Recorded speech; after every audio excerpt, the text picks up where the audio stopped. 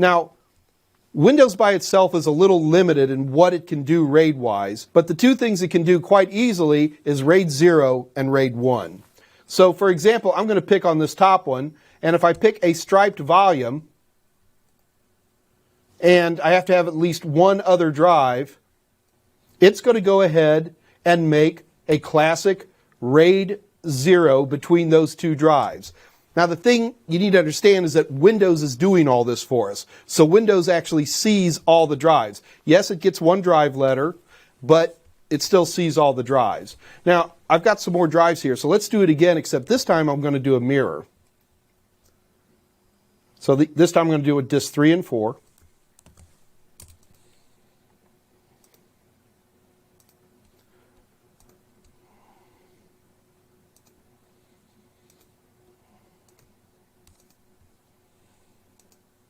It wants to convert stuff to dynamic disk for me.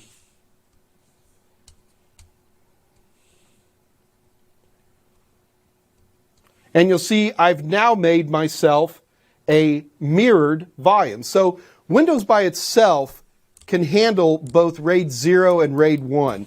Now I want to throw in a little teaser here for you, Day Plus, but still kind of cool. If I look on this last drive, you'll see it says there's a new RAID 5 volume.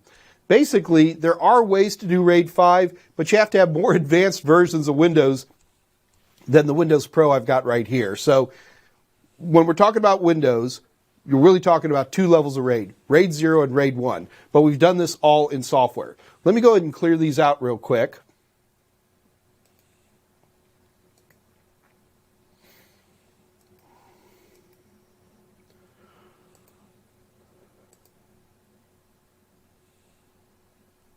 And I'm going to close disk management, and I want to show you something called storage spaces. Storage spaces is an incredible software RAID tool built into most copies of Microsoft Windows. The idea behind storage spaces is it gives you a lot more flexibility. Yes, you can do RAID 5 here. In fact, you can do more than that. Let me show you how storage spaces works. So when we come into storage spaces, the first thing it's going to say is create a new pool and storage space. So I'm going to say, yep, let's do that. Now keep in mind, I have 5 drives in here that I want to work with. For our first time out, let's go ahead and just pick 2 drives. And this will create a pool. A pool is kind of like an array. It is a pre-assigned group of drives who will work together to do something. We'll give it a name. Call it something clever like first. We give it a drive letter. And now here's the interesting part for this guy. What we can do is we have 4 choices here. Number 1 is a simple, and that's just JBOD. It makes a bunch of disks.